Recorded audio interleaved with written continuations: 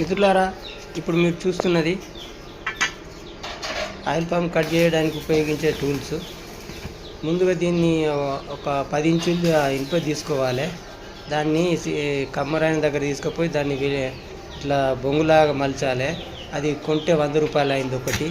దాన్ని ఇట్లా మలిచినందుకు 500 తీసుకున్నారు. ఆ బొంగుకు 400, దాదాపు 1000 నుంచి 1200 రూపాయలు ఖర్చు వస్తుంది. అలాగే ఈ వెల్డింగ్ చేసే అతను మా అన్నయ్య కాబట్టి నాకు ఎక్స్ట్రాగా ఏం కాలేదు. దీన్ని స్ట్రాంగ్ తయారు చేస్తారు.